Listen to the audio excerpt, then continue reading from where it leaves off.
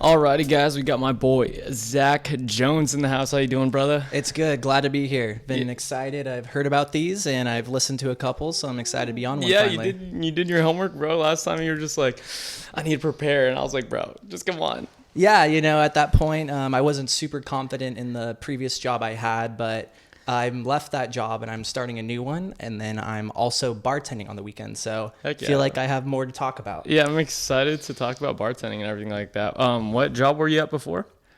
So the company I worked for, it was called Unishippers, and it is a logistics company that incorporates small package UPS shipping along with freight shipping. So it's a very niche kind of market. So you have to find the right small to mid-sized business for it to work for, which at times could be difficult. But it's also, it was outside sales. So I live in Santa Barbara, and my territory was essentially Valencia. Valencia, Ventura. So you were in charge of like sales for a certain region. Yes. So my region ultimately was Valencia to Ventura all the way up to Slow, but I didn't really make it up to Slow. I'd sometimes spend some time in Santa Barbara, a lot in Ventura, and then a lot in Valencia. Yeah. So ultimately my 9 to 5, would end up being around 6:45 to 6:30 because of the amount of commuting I do. Yeah. So obviously you didn't enjoy it that much just because, like, I guess you quit. Yeah, it was all right. The manager I worked for was very, very positive. I liked working for the guy, but just driving that much really took a toll. Oh yeah, driving sucks, man. I mean, in terms of like just long days and you're on the road all the time. Like I have a buddy who's a truck driver. He actually grew up in Fresno with me. We played golf, and he drives across states in this like big ass truck. Who is it? His name's Logan O'Malley. Okay, the name sounds familiar. Probably met. We went to the same high school. So. Oh, Logan went to Central High. Okay, never mind. Yeah, you might not know him, but yeah, dude, you seem like, I guess last time we kicked it and stuff, you were just like didn't know what you wanted to do, all this stuff, and you seem very more I guess like knowing and like confident in like what you're about and like what you want, which is kind of awesome. Yeah, definitely. I feel like when you fall into the right kind of work that you want to do or more or less enjoy, and you kind of find yourself in the right kind of community and group of people, definitely your confidence, your work ethic, and kind of a lot of things, your mindset, your positivity, energy definitely goes up. Heck yeah, dude. Definitely at that point right now. Yeah, tell me about this bartending gig. Where's it at? What's it called? Okay, so the bar / club / historical building, it used to be called Matrix. It eventually was called Tonic. Where's it at? It's downtown Santa Barbara, State Street in the 400 block. Okay. So right at the bottom of like the really touristy kind of downtown State Street area, you go under the freeway, then you go into the really kind of beachfront areas, and then go to the funk zone. It's right there. The business used to be called Matrix and Tonic, and now it's called Backstage. Okay. And it is 3 levels. It's got a back patio, a front patio. We're just opening up the second floor bar, which I will be taking over. Okay. Then it's pretty popping right now with like everything lifted. It's pretty popping. Not everything's lifted. We're only about 50%. Okay. Is Santa Barbara still like masked, or is it unmasked right now? What is it? It's still masked. We got that. Okay. POTUS announced that. Announcement that if you're vaccinated, you don't have to wear a mask unless you're in certain settings. Okay. So immediately I asked, because working in a bar, you're kind of in a cesspool already. So enforcing masks are kind of difficult, and then you're already taking the risk of being out there. But how did you get into bartending again? I don't think I've ever asked you that question. Well, with bartending, essentially I worked in restaurants, and then also in college at UCSB. It's kind of labeled a party school, which it kind of is. We work hard. Shaq, can you attest that? Yeah, we work hard and we play hard. And definitely, so when I drink, I would just throw up all the time, and it was just But isn't gross. every college like a party school? Like, yeah, basically. Yeah. It's just we have a really good view. We have the ocean. We're right on the ocean. Yeah. Very because slow. my dad went to school in Cal Poly, and he said every Halloween back in his day he would roll through Santa Barbara to like party it up every October. Yes. Yeah. So I knew they were known for like their Halloween and some big parties and stuff like that. But well, the funny thing is like the Halloween and then Deltopia, which you might have heard of. What is that? Deltopia is, so it used to be Flowtopia, which means that because the school and then the college town right next to it directly sits on the ocean. It's on this bluff. Yeah. So Flowtopia back in the day before I went there, it was basically you just got on these big inflatable floats, and you just bring a whole rack, a 30 rack of beer. You bring a wine bag, you bring whatever alcohol you bag. can, slap the bag, and you just have a whole city of floats out in the ocean until you black out on the beach and get beached. Wait, sorry. So we were going to, how did you get into bartending? My bad. Oh, so yeah. So the environment I lived in, Santa Yeah. Barbara, just invited a lot of partying. Okay. But like I was saying, like I would just like, they'd have me take shots of these just horrible alcohols, plastic bottles, drink the worst beer ever, blah, blah, blah. Yeah. And it would just make me sick because like when you drink alcohol, it naturally makes you nauseous and this and that. Yeah. It's So nature. eventually, after I did a semester abroad my senior year and kind of learned about more complicated food and drinks, Where was this? I studied in Rome. Okay. And then did a lot of traveling. How did you throughout learn Europe. about food and drinks and stuff in Rome? Like, how so? It's just the culture. Okay. And then like when Do you they drink a lot in Rome?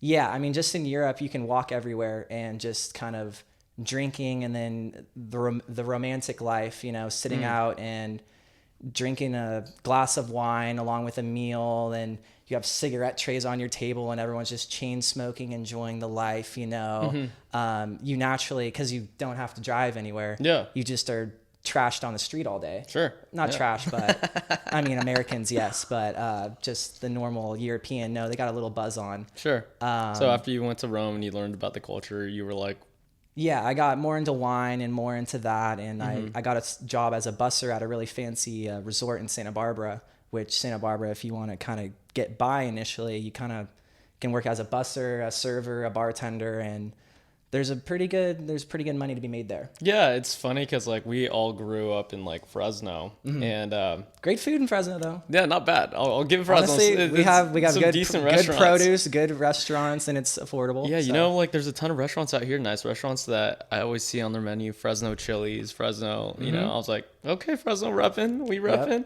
Yep. But yeah, like honestly, like the money over there in terms of like bartending, serving, and whatever is like.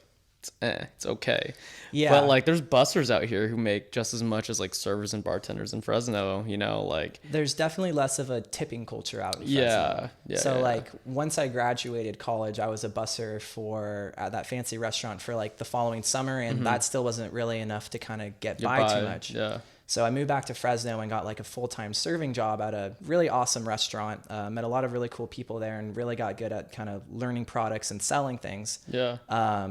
And I would work my butt off. I would learn everything to up the tabs as much as I could, while also like being, having integrity This with my is a sales. serving job in Fresno. Yeah. Okay. While having What integrity. restaurant did you work at? It's called Texas de Brazil. Oh yeah. Yeah. I remember. Brazilian you American did you steakhouse. serve my parents one time? I served your parents that one time. Yeah. That's also why we kind of stayed in contact over the years.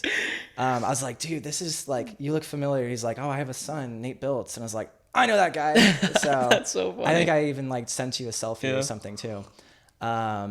But yeah, I would just work my butt off, and half the people wouldn't tip anything. And I'd be like, okay, like, Really? yeah. And I'd be like, oh my. You're not exaggerating. Like I'm not zero. exaggerating. Like the amount of times like I wouldn't get tipped anything, and I would literally just be. I pride myself in customer service and taking care of people. That's hard to believe, man. And I wouldn't get anything, and that would just, like Arthur meme, with the fist. I'd get mad. No, for sure, I would too. So eventually, I just saved up a ton of money because I was living at home with my mom. Yeah, you didn't have really a ton of expenses. Didn't have expenses, but like Okay. a car payment. And then I decided I just went on a whim. I was like, I'm just moving back to Santa Barbara. Had a couch surf for a couple months because housing down there is very difficult. But then I got a job at this super fancy near 5-star resort and the private members club where I basically cater to celebrities. Yeah. So, I remember you said you served, was it Ellen one time? yeah, a couple times. Yeah. She's all right. I'll just say that. Yeah, I mean, a lot of people think she's an asshole now. A lot of people think she's not. I don't know. You could choose. Yeah. I mean, when you go into a place like where I would work, you expect a certain standard. Yeah. So you have every right to complain because of how much money you're paying to get in that club, for sure. and how much you're paying for that martini. Yeah. And yes, you have every right to be particular, but sometimes you can be nice about it though. Yeah, sometimes this things that were asked were kind of like, oh, I did that a million times in a row for you. You might just be in a mood right now. Yeah, like sure. It might be something else. Yeah, it could be. Yeah. But yeah, it was just super cool. I got to learn all about super cool craft cocktails, fancy service At that spot. At that spot. So that's at the like Miramar. that's the I guess like what the light switch, the we're like, oh, this is cool, I Yeah. kind of want to do this, like bartending wise. Yeah, I mean, like I was saying, I went on a tangent. I do that often. Like good, bro. In college, let's see, I just couldn't like drink all the really bad cocktails or just drinks. So I decided to teach myself how to make margaritas. So I do blended margaritas. I'd throw actual Fresno citrus and strawberries off the heck side yeah. of the street. And I'd make Coronaritas. So Oh yeah. So they'd be really slushy, and I'd throw a small little Corona in there, top. and then you have one This of is those. for college? Were you doing this in college or no? Yeah, at the very end of college, yeah. Okay. So actually, it was like right after I graduated. So we would go out and Would you make these margaritas for like for your fraternity and stuff or what? fraternity, whoever was at my house. Okay. Like I said, I love customer service. If you're like- not even a customer yeah, just at all. pleasing your friends and stuff. Yeah, just Yeah, for sure. hospitality. Yeah. So no matter what, I would just want people over, and I would learn how to make really cool drinks. And you bring me alcohol, I will find something good out of it, and I'll obviously invest my own money too, because I'll be drinking with you. Yeah. And then I just started kind of learning things, and then working in restaurants and being a server, like to be better at your job, to sell things better. Yeah. You ultimately had to know everything about cocktails and all the liquors to upsell. No, 100%. So It's kind of cool. It's kind of funny how like everything like links together, because you really didn't know that you were going to go into the sales job. And you're like, what am I going to use this for? Like, I don't really enjoy like selling this type of thing. Yeah. Then you develop those skills, and then you worked at the restaurant, and like, oh shit, like I could use these like skills to sell things. And then like you're like, oh, I'm working at this bar, I really enjoy like creating cocktails, but like I know good shit, therefore I can like upsell because I already have these things. you Yeah, know? exactly. So yeah, like just learning how to sell things, being a people person, being what my old manager would say, the 3 Ps: polite, persistent, and professional. Oh, come on, 3 Ps. The 3 Ps, yeah, they go Polite, a long way. persistent, and professional. Yeah, okay, I like that. And then also just like UCSB, a very social place, and then just in general, like I've tried to be very outgoing and just try to treat everyone how I want to be treated and make really good first impressions. Yeah. You create this thing, what I call, maybe I'll patent it. No, I won't. But I call social capital. Yeah. And essentially, like when I was in college, I met all these guys through my fraternity that I helped start with some friends, friend over here. A lot of the guys were from LA. So that's kind of what's brought me down to LA so many times. And now even though I live in Santa Barbara, I'm in LA quite often. It's because a lot of the brothers live down here, and I'd be like, hey man, like I'd love to see LA. Like, where you live in? Oh, I live in kind of Laguna area. Oh, Newport, Santa Monica, Redondo. I live in WeHo. I live in K-Town, like right in these areas. Yeah. So like I got to explore all of this crazy, awesome metropolitan area, and just anytime I visit LA, it's kind of difficult because it's like, oh, you're in LA, and I'm like, yeah, but I'm sorry. Like I planned in advance to see this one homie, like Nate, a couple months ago. I know we wanted to do that podcast, but like was a little unconfident at the time, like with some things I wasn't doing in life. But now it's like, oh, dude, I'm gonna hit LA in 2 days. Like, let's schedule something. Let's get something on the books. For you know? sure. So yeah. Yeah. How was the transition? Because like every time we hang out, like you're always doing something different, always having like a new plan. Like obviously, like you moved back home a couple times, which like kind of affected you mentally. And like how, because like your progression has been like that in terms of like what you wanted to do, and I guess like your mental health too, in terms of like you said, it's been like a lot better. Like like how has that felt, or how has that process been, or like explain that. Well, what I've learned with life in general, with everyone's life, and then even the market. I was telling my friend Chuck about this. Life's full of ups and downs, and just because you're at a down doesn't mean you're about to bounce back up. And if you look at things in the longer picture, you might be going up and down and up and down and up and down and up and down, up and down and up and down. But if you look at this up and you look at this down, your down right here is way higher than your highest up right over here. Sure. So yeah, like you're gonna crash and fail hundreds, millions of times in your life, but it's just about what you do with learning from your failures and learning to succeed and bounce back to get back on the horse and just keep going. Yeah, dude, it's hard to be optimistic, especially with like, I don't know, like everything that's going on and everything like that. And like, it's been really, like that's why I just like I guess we've been friends for a long time just because we're pretty optimistic people. Like I really don't fuck with like anyone who's negative anymore, you know. Just like, hey, you're ruining my energy. Like it's best to take some space from you, you know. And like the moments where you've said like, oh yeah, you might have been more down at this point, you're not doing as much. It's like, it's also a lot about who you surround yourself with. Like you said, you don't fuck with the down people. Like, yeah, dude, it's tough if you've kind of created a little network for yourself where people aren't really optimistic. They don't have that drive and they don't know how to bounce off their feet, you know, or bounce off their knees, I guess, when they're down, you know, then you're only kind of staying down with them. So, my old water polo coach, he used to say, I totally forgot you played water polo. Go ahead. Sorry. Yeah. He used to say, insanity is the concept of doing the same thing over again and expecting a different result. Yeah. So let's say you are doing the same thing over and over again and you're unhappy and you're unhappy. Well, why don't you try something different and see at the very end if you have a different result? Yeah. You know, there you go. Yeah. So the times when I'm down, it's like, all right, let's go to the drawing board. You know, I guess I have some me time. I think of, okay, what made me happy? What was awesome? What kind of got me to bounce back? What did I do when I had this previous down of mine to bounce back up? And I try to find that. And a lot of it is just like sensory overload, trying new. Just try new fucking things, bro. Yeah. Yeah. And if it like sticks, then like, there you go. It's like the whole thing with like, cause I grew up in I grew up in an Asian household in the sense that like they want you to be a lawyer, a doctor, or a lawyer or a doctor, you know. That's really it.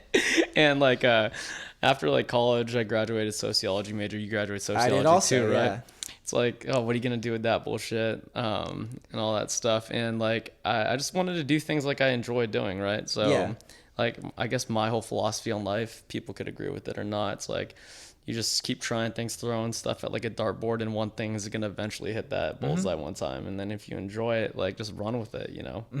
And like personal training, bartending, like I didn't plan on doing any of those, and they're going pretty well right now, you know? Yeah. And same thing with you. Well, I'm going to say, like, you definitely made the things that you're passionate about and the things that you know that are good for you deep down, like working out, like that mentally is amazing and great for your body. Yeah.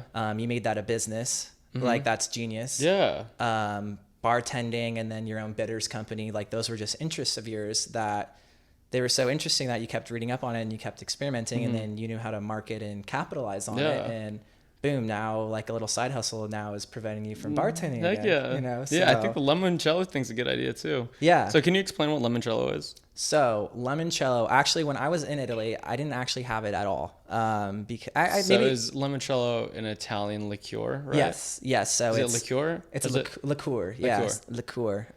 In Italian, they pronounce it limoncello. You know, limoncello. Limoncello. And basically, it's what you do. It's very easy to make. You get vodka or a grain alcohol, something that's just a high proof alcohol. Yeah. It also depends on the flavor you want. I've discovered that using just kind of vodka, like 40 proof is good enough. You get vodka and then you'll peel a bunch of lemons, and with all those peels, you'll just throw them in the vodka, and you have to use a decent amount. And then you let it sit and soak for about a month or two, just depending on how lemony you want it tasting. Is there a specific type of lemon you use? Just a normal lemon, whatever, like the lemon you served in our bee's knees earlier. Okay. You can use different ones. You can use actually different citruses, and you can make different types of limoncellos. Okay. I'm not going to speak more about that because I have ideas. Sure. And I don't want people spill the beans. Don't want to spill the beans. But yeah, so you let the alcohol basically soak in the lemon oil from the peels, and then from that you just strain it, and then you have this very lemony infused vodka, and then from there you just mix it with sugar and water, simple syrup, to make it taste like just super lemony, kind of cough syrupy, like Ricola tasting kind of liqueur. And by itself, how you're supposed to have it is you want it chilled, and then you want it at the end of a meal. So it's like a palate cleanser. Is it a desert teeth? Yeah. It's a palate cleanser. So after a huge 5-hour, Italian meal where, you had 7, different dishes come by, you've probably smoked three packs of cigarettes, you know, at the very end, you want to knock back or sip on just a eases cool, on your stomach. Yeah, it eases everything down and lets things sit.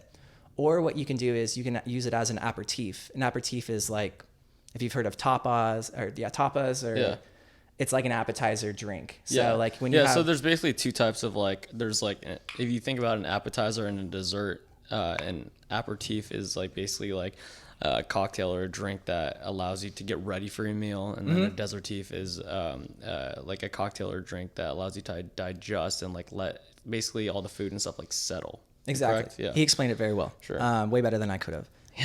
Go ahead. So continue. So it could be used as both? Yes. Okay. So you can mix it. So being the creative cocktail mixology bartender guy I am, like you can mix it with just if there's a drink in Italy called an Aperol Spritz, and Aperol is basically just an orange liqueur, kind of similar to lemon liqueur, Limoncello, and you mix that with just Prosecco, which is Italian sparkling wine, and then like a little splash of soda water. So you can do the same thing with Limoncello if you want. Do you know what the point of the soda water is?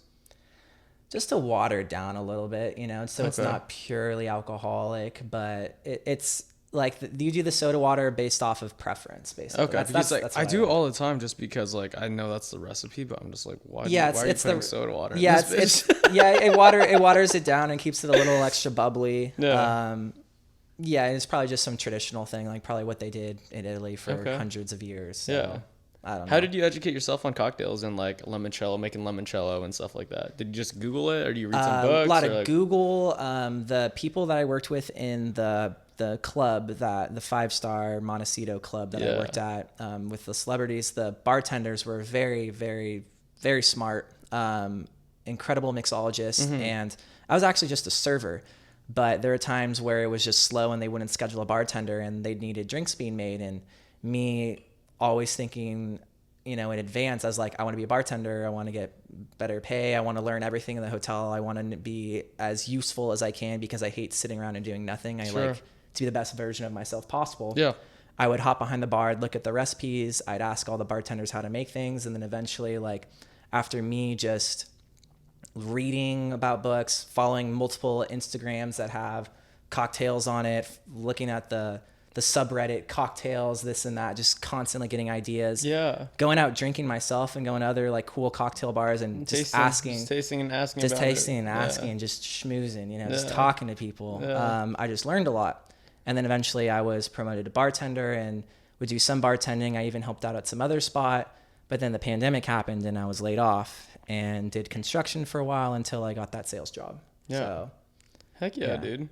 Yeah. It's cool how like easily accessible, like so many people today, even, I mean, I guess back then are always just like, yeah, I don't know if I can do this, can't do that. Like it's called Google, it's called researching, it's called like talking to people who know what they're doing, Yeah. Like that's really it. Like stop making it so hard. Like we got a phone that can like access anything you would like to know. Like we have these phones that give people like way more anxiety and depression than society has allowed in the past. But you don't realize, or some people don't realize, is that this access to so much information, you can use it to learn how to do anything you want. I mean, to make money, to learn new skills. There's definitely benefits and deficits to it in the sense of like, there's a lot of like comparison, depression. Like a lot of young kids too are like growing up and just like looking at a screen all goddamn day, that cannot be healthy. Like no way. Definitely not. Yeah. But there's the other hand is like, yo, I just launched the bitters business, right? And like all the commerce shows up on my phone and like I could just scan and like ship stuff and like do transactions right there. Yeah. And I was like, it's so easy. Like I thought it was gonna be way harder. Yeah. Which is why, like, when I want to eventually do my Limoncello launch, it's like, I know it's doable because I have a network already established. I have a little bit of a following on my cocktail Instagram, Zach's Dax. It's kind of hard to spell. Spell it out. It's Zachary's Daiquiris, but it's the Instagram handle is ZAXDAIQS. So a daiquiri, it's a cocktail. It's called, or what's in it? The basic daiquiri is just rum, lime, and simple syrup. Yeah. So Zachary's Daiquiri, which was my original cocktail, I guess, aside from the Coronaritas I'd make. I did it because it rhymed, and I like to be punny like that. Do you like daiquiris though? I do like daiquiris. Okay, I was like, that's kind of I not do like cool if you don't daiquiris. like a daiquiri. Yeah, like rum is great, and I love lime. So naturally, like it just makes sense for that to be my original cocktail. Yeah. And in it, it's rum, cucumber simple syrup, which is something I just looked up online how to make, and previous bartenders also helped me too. Limoncello, that's why I have that company, or I'm gonna have that company, and then lime juice. I said that. Wait, so limoncello, cucumber syrup, rum, and lime juice. Yeah. So just 4 ingredients, and it's just a very refreshing, slightly sour. Blend it or shake it? I just shake it. Okay. I could blend it. I just haven't blended it yet. Yeah. But yeah, like that's, for example, what you can also do with limoncello. You think of names for the limoncello company yet? I do, but that's intellectual property that I haven't patented yet. So okay. yeah, so I don't. Patents are hard, bro. I know. That's why I don't so like. I have this Trademarking. good trademark and idea, but I can't spew too much because I haven't. Yeah, dude. I'm still not finished with mine, and I started it 2.5 years ago. Oh, really? The trademark. Oh, put that on. I might want to steal your business. No, I'm just kidding. No, it's like it's already like through stuff. It's just like not finished processing. Okay. So it's like good. It's just like you have to. There's so many steps to it. Unless what are some of those steps? Because I'm curious. So you have to go on the trademark website. You have to basically check the name, right? Mm-hmm. And you could still use like the same name if it's in a totally different like space. Yeah. So I think there was like in spirit for some like skincare or something like that, but like it's a totally different like world. So they're like, oh, you're good to go, right? Mm-hmm. So that goes through. Okay, you send it, and then they send you back. Okay, it got approved. Then you have to send it, and then you have to fill out one more application into the sense of like, I think it's like 4 to 6 months where like people can like not audit you, basically. If anyone comes up and says, no, that's my name for this company, for this like area. I came up with in Spirit Bitters, and I have a bitters company. Someone could have came up and did that in that 6-month period. So like no one did that. So it goes to the next process, right? It says show your product in sales and whatever. So you have to take a picture that your like label and stuff is actually legit and it's used in sales and do that. So there's so many small tiny processes, bro. So essentially before you actually got the patent, you were already creating the labels. Yeah. You're already trademarking and creating the labels. So I started trademarking before the labels and everything like that. Okay. But the trademark process is, especially with COVID and everything, like getting an approval for each thing is like taking so long, you know? Okay. But I honestly would start right now, like, and just like a Google. Well, that's why like I wanted to have like another fraternity brother of mine. He started a whiskey company, and that's why I wanted to have a business conversation with him. But he's based in LA, so maybe during one of my LA trips. Yeah, is he already like legalized and everything? Do you know? Yeah, like he's got bottles. He's selling them in stores and stuff. Shit! Oh shoot! I should have brought a bottle. I know you like whiskey. Oh yeah, I love whiskey, bro. Yeah. Okay. Well, are you allowed to say the name of the whiskey company? Yes, it's called Daru Whiskey. Wait, Daru. Daru?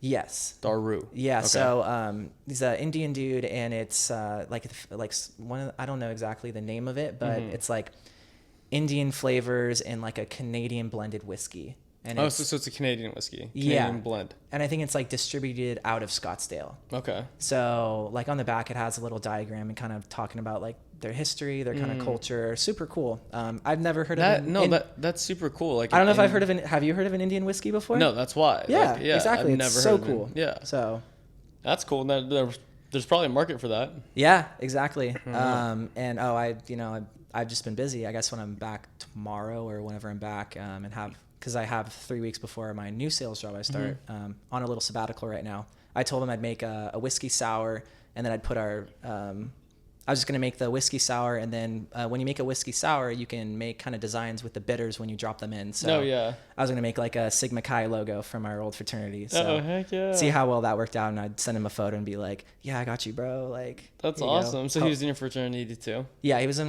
my fraternity, and then he was also a housemate of mine. Okay. So just also, guy would work his butt off, fellow like entrepreneur that actually capitalized on things and has his own company. No, that's super cool, dude. I say fellow entrepreneur like I've actually started my own company. I haven't yet. So no, just speaking it into existence, entrepreneur mindset. There you yes, go. Yes. Yeah.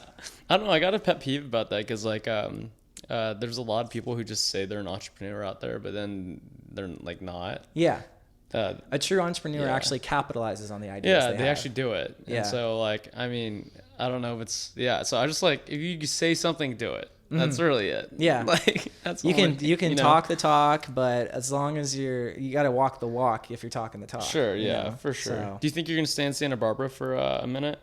Is that yeah, home? Is that home? Santa Barbara is home. It's been home. It's been very hard to leave those couple times I moved Yeah. back from Fresno with the pandemic, then just you know right after graduation. But yeah, that's just my town. I worked my butt off in school to go there, and actually it wasn't at all my top choice. I wanted to go up to like the Bay Area or like some better schools. Did you go to Santa Barbara right out of high school? Mm-hmm. Okay.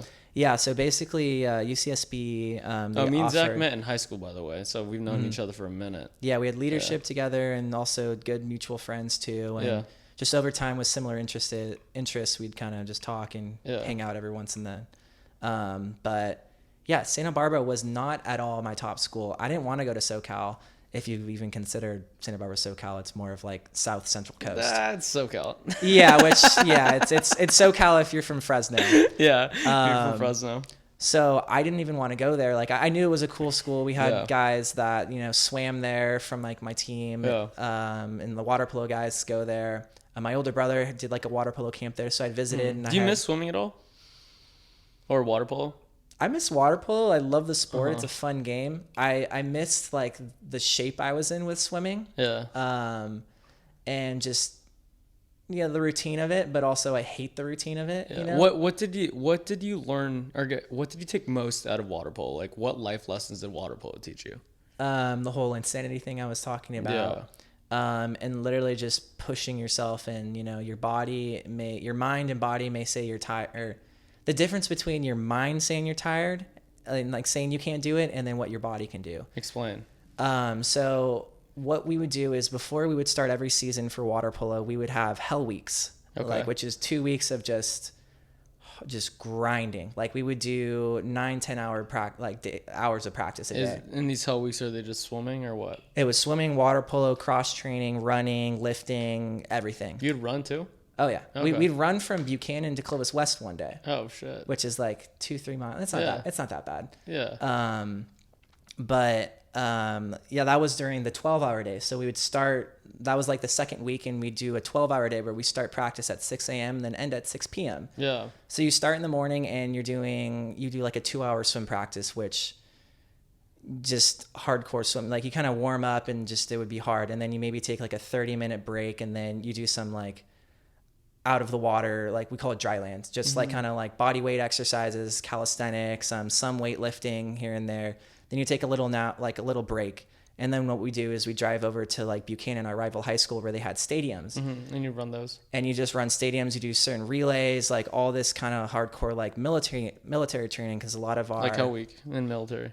Yeah. Exactly. It was like basic training for like the military, because a lot of our coaches and a lot of the players that would come back and kind of train us would be just vets. Sure. So we do a lot of that.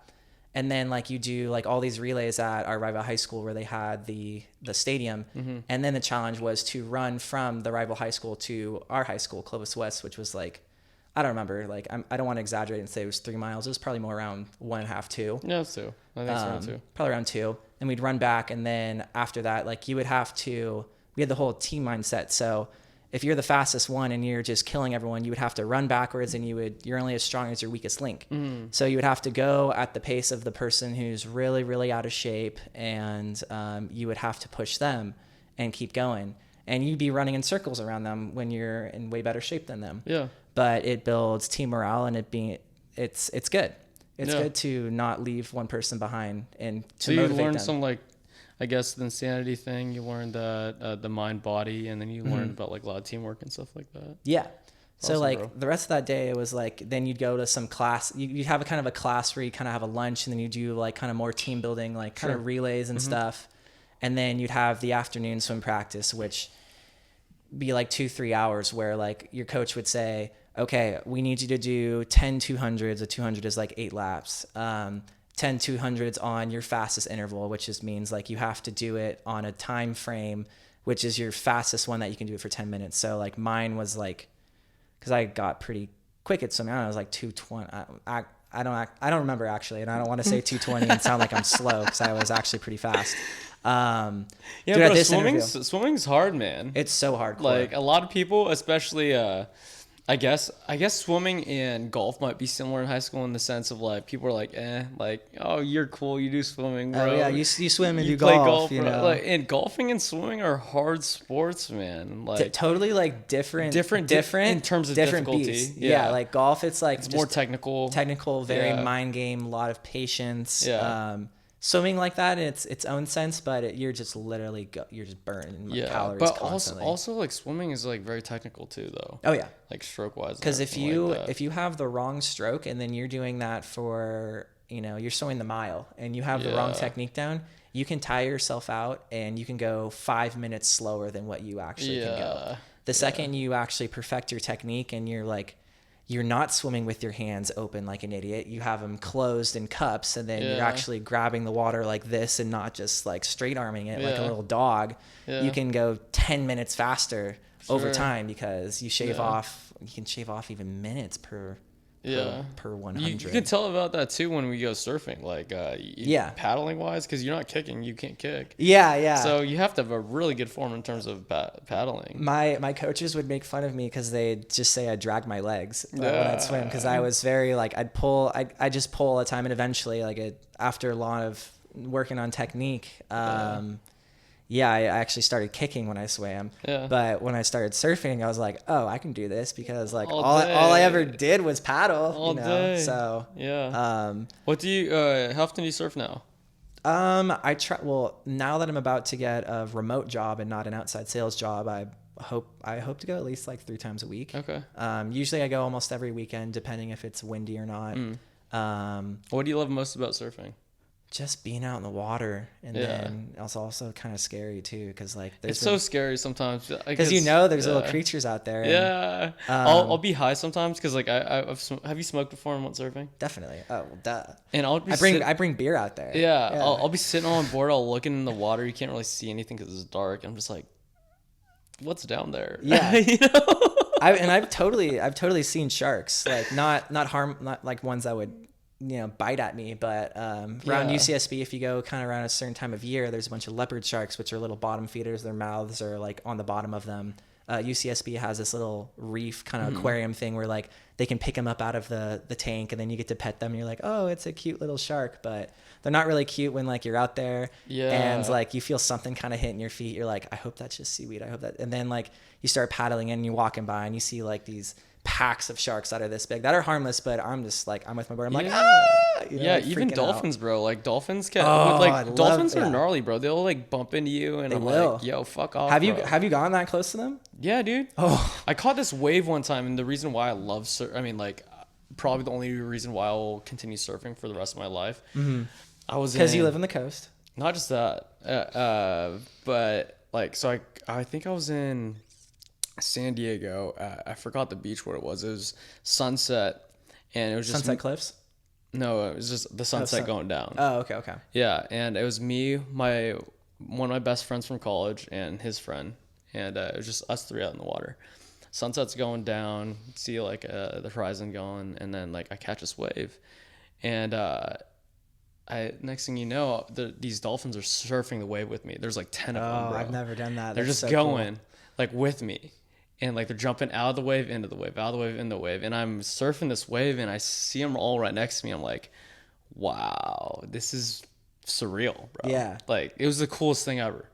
And I was just like, this is priceless. Like, that experience. Well, that's why you surf. Yeah. I mean, I was like, this is the reason why, being in the water, in nature, because like we live in a world now, like people are soft. We live in these houses and beds, and like, you know, they're just like, people are afraid to go on like a walk or a run, you know. They're so comfortable, and like being cold, being like in a wetsuit, just like in nature and looking at the ocean that goes on forever, like you're so vulnerable, you know. And like you don't get many opportunities in life right now, especially where we live, to be in that position, you know. Yeah, I remember this one dude I met my freshman year of college when I did my first couple surf sessions with these guys that were from like Santa Cruz. This one dude like total chiller surfer stoner guy was like, yeah, you know, you're living the good life when like you crawl into your bed and like you're just rolling over and you just feel that one little grain of sand and you just start scratching your back with it, and you know, you're just happy because that means you live at the beach and you were surfing and you got dirty into bed, you know.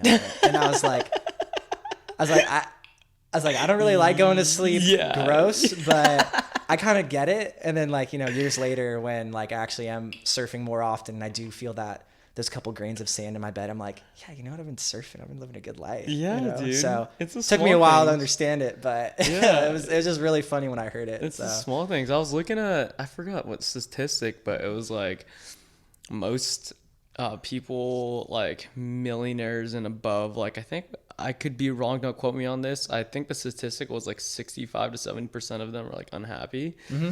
You know, and that's just like just shows you that like if you have a certain amount of money, like me and my buddy were talking about it, we were thinking I think it was like 70K. Yeah. 70K, you could have a nice apartment for your own spot, eat like relatively whatever you want. Like no one wants a 5-star meal every day. Sometimes you want to have like a fucking Sometimes Chipotle you want- burrito, bro. Or Taco Bell. Oh, Taco Bell. I eat Taco Bell 4 times a week. All right, I'm proud of it. All right? Yeah, you know, like so, like, and you can enjoy your life with like 70K a year. Like you Yeah. could be really fucking happy. Yeah. You know, so like surfing like brings me happiness. Like making drinks brings me happiness. Like it doesn't make sense to work and not enjoy your work. Yeah, You know? exactly. Yeah, And dude. why I quit that other job, it was because I didn't Yeah. have really a balance. Like when this other opportunity, like when a recruiter talked to me and told me like, what's up? I was like, okay, yeah, I'm going to do whatever I can to get this new sales job 9 to 5, because my current one, like I don't have time for, there's no work-life balance. Yeah. My 8-hour days turn into 11, 12-hour days. No. I can't surf before work anymore. I can't go after. The sun's already down before I'm off, and I'm already just exhausted from the commute. I went and got a bartending job because I wanted to meet people again. I wanted to be, Yeah. I want to be really extroverted and meet a bunch of people. You're and right. have a way to have a creative outlet, because just working my 9 to 5 and kind of just surfing on the weekends and maybe every here and there, like going down to LA or like meeting up with some of the other like Santa Barbara friends, like it was cool, but like I love like constant like new sensory overload and stimulation. Yeah, that's one thing, dude. Like I didn't realize like COVID like fucked up my social game in the sense of like Yeah. like all bartend and stuff. I feel uncomfortable talking to people. I'm like, yo, why are you feeling uncomfortable, man? It's because you didn't do it for a year and a half. Yeah, You know? exactly. Yeah, like when I first went into my bar, like I was used to like I was saying, like celebrity bars where everything's so perfect and, you know, very nice, fancy drinks, not really fast paced because you make like maybe 4 drinks in an hour. You know, Yeah. when I went into a new spot, my manager like would roast me and he's like, The spot you're at right now. yeah, my new Okay. spot. He's like, you're slow. Like your craft cocktails, your mixology, your recruiting's really good, but you are so slow. And I'm just like, okay. Like he's like, but like now it's like he's like, yo, you've gone a lot better, and your sales are really good. Blah blah blah. I'm like, well, I do sales for a living. But No, that's awesome, dude. yeah, it was just a new environment, and I was like Yeah. really rusty, and then just Do you have to use a jigger no, for everything? it's all counts. See if counts. Okay. Yeah, which is honestly sick. Yeah, dude. It's hard. Previous spot I worked, all jiggers. Yeah, so. it's a talent to get fast at jiggers. Yeah. Because like really good mixologists, they'll put like 3 or 4 Put jiggers. 3 in their hand, and they'll Yeah. grab 3 bottles. Yeah, And they'll measure all of them and then pour all at once. Like I've tried that, bro. I've broke so many glasses. Yeah. Like it's really it's a craft, bro, to do it like that. Yeah. You know, and in my opinion, it's like more accurate. So like, and if Oh, I yeah. could do that and be really quick at it, I mean, I Yeah. can. It's just gonna take a while. It was tough for me to transition to the previous bar because I wanted every drink tasting perfectly. You know, I'd stick the straw in and just sample each Yeah. one, and then my manager's like, you gotta stop. Like, you don't need to do that here. You Yeah. know, it's like make the drinks and like get the next drink going. You know, Yeah. like, there's 50 people in front of you. You know, like I know you want to give that amazing service, but people just want their drinks. Yeah, don't they just care. want their drinks. They're- Once you're they're fucked very- up enough, yeah, bro, they're just gonna fucked drink up. it. They just want to drink. They want their tequila soda. That's it. Yeah. You know, it doesn't have to be a Casamigos spicy margarita with pomegranate in it. No, just make him a fucking tequila Dude, soda. so all right? yeah, that's it. That's it. And it's funny now, like you could like a Tito's soda is like $16 at some places. I'm Some just like, places, yeah. ridiculous. Luckily for us, it's not that inflated. Thank God. It's not over there? No, like it's like $10. Tito's is 10, and like you throw soda in there, you're not gonna charge for Yeah, soda. no, you know? that's But crazy. Yeah. yeah. I mean, like some places, the more actual craft places. I mean, you gotta- even in Fresno, bro, I got a shot of Patron. It was like $14. Ugh. Where was And it? Sequoia? Patron too? No, Patron's pretty good. No, this was like 2 years ago. Oh, okay. Yeah. I did the Patron ad too, so I have to rep them once in a while. Yeah, Patron's cool. I like it too. I'm just more of like, I like Cazadores and I like Espolon. Yeah. Sorry if I'm not pronouncing those as No, that was right. great as I should. Casamigos. Yeah. I love selling Casamigos. I actually just bought a Casamigos shirt, so that when people are like, oh, like some drunk ass motherfuckers like, oh, shot. I'm like, of what? Like, don't come up to me when it's busy and just say you want a shot. Yeah. Casamigos? Okay. All right, there you go. Oh, that's actually really good to upsell stuff. You just got a shirt. That's smart. Yep. Can you wear whatever at your bar? Yeah, I mean, it's like you want to look like usually when you're behind the bar, people know you're the bartender and you work there. Yeah. So it's like just wear kind of something black or dark. You can wear like I could probably go with this, but like it's a little too colorful. Flashy. Yeah. But like we had like Tito's reps come by and like I have this shirt that just says vodka, then it says like Tito's. So it's like, well, there I am upselling Tito's now. Yeah. Then I bought a Casamigos shirt for marketing reasons, and also I just really like Casamigos too. And I'm not going to recommend people alcohol Stuff that I don't like. Yeah. Yeah. Me saying, oh, Casamigos, like it's because no, don't drink the well. You're better than that. Come on. Yeah. Like I will never drink the well because I know what good tequila tastes like, and it's only like $1 or $2 more in our bar. It's easy to upsell people too, especially they're like, yo, do you want to hang over tomorrow? Don't drink the well, please. Like, yeah, you know. Yeah, exactly. Yeah, come in. Yeah, don't drink the well unless you want to regret it. Yeah. You know, spend a couple like $1 or $2 more on the better stuff. You know. So what are you excited right now for your? I mean, what are you excited most right now in your life, bro? Because like you kind of. You starting this new job, like the bartending is going great. You're about to start this Limoncello thing. Like, is that the main things that you're pumped about? There's just a million things going on, and that's what I'm excited about. Yeah. On Saturday, I get my own puppy. It's gonna be no, you're not. You're lying. Yeah, I get my own puppy, so it's gonna be a golden doodle, just lying. like the 2 golden doodles we have. You got time for that?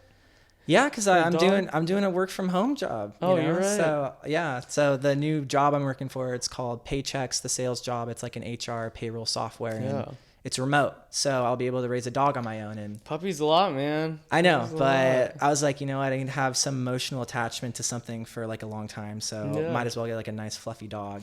You know, it'll help me when I'm not on a high time, when I'm low, and I have at least a dog. And you're getting your own spot too, right? Yeah, I'm getting my own spot in East Beach, Santa Barbara, which is like kind of a touristy area. There's some hotels. There's also like killer taco spot. It's called East Beach Tacos. Not advertising for them, even though I kind of am. But they have Casamigos. Yeah, like they have the batting cages there, so it's like super cool place to go on a date or just hang out. Like you can you can just hit some balls, and then if you aren't really into baseball or anything, you can just have some good tacos, and the beach is right there. Yeah. And it's also right behind this other restaurant I really love. So I'm stoked. Yeah, dude. And it sounds like you got a lot of stuff that you want to do and are doing. Yeah, working a lot pays off. Yeah. So you working out much right now? I mean, we have my housemate is just a giant. He's like a gladiator. So we have like a really rusty like bench in our backyard, and we have some weights. So I'll get some benching in. I'll do some squatting, some other stuff here and there. Yeah. Now that I'm on a 3-week sabbatical between jobs, my goal is to just actually get back into working out every day. Well, the main workout you usually do is surfing, right? Yeah, mostly though, like what I want to do as my workouts are like playing basketball with friends, which I'm going to do after this, and then surfing, because those are just great cardio. One's more lower body, one's more upper body. And they're fucking fun, dude. And they're just fun, because like I was like super into like lifting for like a while, and ultimately when I got to lifting heavier weights, like I have scoliosis, my hips are out of line, I have joint issues, like my whole body, everything would hurt, and I just would have to take huge breaks, and just eating that much too, like eating 4,000 to 4,600 calories a day to actually gain weight, because I have a really fast metabolism. Hey, you got a crazy one, bro. That's insane. Yeah, I'd count every meal of my day. I'd plan my whole days around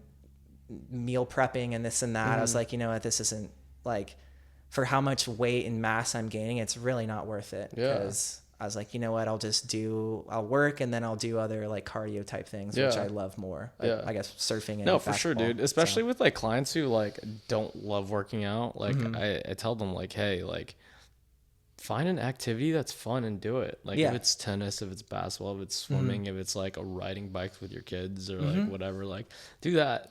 Yeah, you don't have to be like the most big jacked weightlifting person in the world, as long as you're like staying healthy, you know, eating decently, staying active, you know, you don't have to be running marathons. The only thing with lifting weights that is important though is osteoporosis is a real thing in terms of like your bones deteriorate. Okay.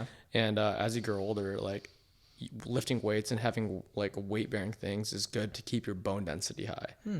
That being said, I will get back more into lifting a little bit more. Which is fine if you're young, but like that's why like 50 and up, like, and you could build your bone density like now. Does that make sense? That makes sense, yeah. Like honestly, I think my mom's going through it. I know a lot of like my mom's going through it too. Yeah. Osteoporosis. Yeah, like she has like some of the early stages. I think like some of her family has had it before, so it's like she has to make sure she's taking calcium pills just so that to prevent it. You know? It's super common. So like working out is important in the sense of like longevity too.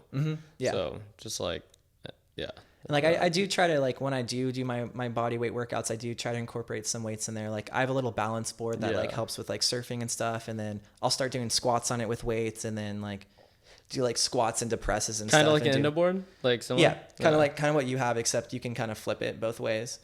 But yeah, I just try to, because of other exercises and coaches I've had, I try to, when I do workouts, try to make them work as much as my body as possible, incorporate the core. Like I'm actually about to get back into doing some yoga because working so much. Shouts out to Megan Metz. Yeah, actually, Megan, I voted, if you're going to watch this, I voted for 5:30 tomorrow for your sculpt class. So I have that commitment tomorrow. So love those classes. 5:30 a.m.? PM. Oh, I was like, bro. It's also great knowing like a really cool person from high school that teaches her own like Zoom or like Instagram yoga classes. Megan's the best, man. I took a few of those classes. So she's pretty good, and that's something too. Like she's a full-time job, doesn't need to teach yoga, but she does. She does because she enjoys it. Yeah. It's kind of like how I am with like bartending, you know. Except now I get paid to do it instead of inviting people over and just giving them free alcohol. But I'd still do it regardless. So. Hey, still do it regardless in the sense of like you want to experiment and you're not going to drink like 10 drinks by yourself. Like, I want one. Or if you do, you're an alcoholic 100%. I'm not, like I'm past my UCSB days, all right? I drink maybe one or two, all right? Just because I like the taste, and if you make a drink right, then like it's dangerous because you can end up drinking 4, 5, 6, 7, 12, 15. No, not that bad. I mean, you definitely can, 100%. But slap a whole bag, drink it out. Yeah, exactly. Drink a whole bottle of wine, which sometimes we do that in college. But wine's not too bad. Yeah, if you expand it, if you spread it out over a couple hours and you're having a meal with it, I think I was doing very it the classy right of you, Zach. Very, very classy, the romantic life, I lived in Rome. I did a semester abroad, Yeah. What do you call it? You want to talk about smoking real quick? Sure. Okay. So like I just started smoking weed again. It's been like probably 2 years. And I smoke a few times a week now. And like, because people say it like sparks like creativity, it can, or like calms you down or like whatever, and like I'm just like vibing, bro. Like the last like 2 weeks, I'm just like a chill guy. Like I used to like think a lot and all. Like it's just been awesome. And it makes you think less. No, not less. It makes me like. I would have like, because a lot of people get more paranoia when they start smoking weed, so it brings down your paranoia. I guess. Okay. Like I would be so uptight about this thing I'm doing, and then I'm like, I'll smoke and I'll be like, okay, and everything's good, man. Like you're gonna get it done. Like, but I had like an anxiety attack probably on weed, probably like 2-3 years ago, and that's why I stopped. And I was like, okay, this sucks. I'm not gonna be doing anymore. And then like I had a couple friends would do edibles, but like. What has like, because I know you smoke a little bit, and like, has it benefited you? Like, what do you get out of it? So initially, why I got kind of into smoking weed was just because it was just kind of, I was curious about it. I did it like right after I graduated high school, before I went to UCSB. I was just curious about it, and it was kind of a fun way to hang out with some people I'd never hung out with before.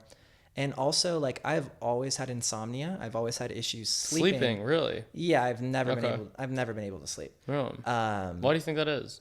because my mind's going a million miles an hour. I'm just a creative guy, Yeah. and I'm always thinking about things. So like what I would do is eventually I just got into smoking at night, and they would just knock me out. And then there are times where it'd be like a slippery slope, and then boom, I'm smoking like all day, which isn't, That's not great, good. because that at that point it leads to a lot of laziness, and it kind of can take away of your creativity, because and it's like productivity and stuff like that. and productivity, because it's like, oh well, I could just be chill at home and watch TV for 10 hours straight and just be high on my couch and be fine and happy. Yeah. But then it's like during those 10 hours you could have actually been working out, you could have been meeting more people, you could have been finding other networking or social opportunities. So I've made it so that I only really like smoking at night, or even, I don't even really smoke anymore. I actually just do edibles, just because those kind of knock me out. But they kind of, I'm a little groggy in the morning. Yeah. But like when I was getting this new job, I stopped smoking for about a month because I thought I was going to get drug tested, but I didn't, like, fortunately.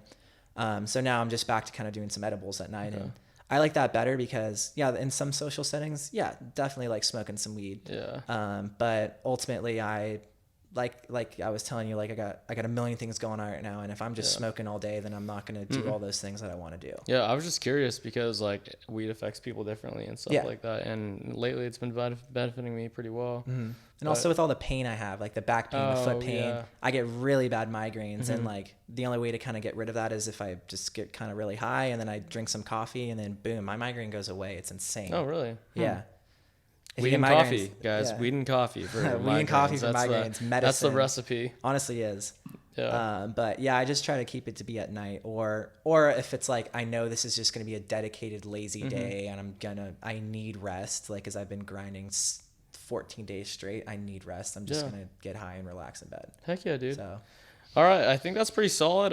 You're coming back. We're gonna talk about when you get the Limoncello business up deal. Yes. We'll talk about it. We will. Dude, it was awesome having you on again, bro. Yeah, I appreciate it. I'm excited for the future of being on here again, and we'll talk Limoncello eventually. Awesome, bro. So. Peace, guys. Zachary Jones, baby.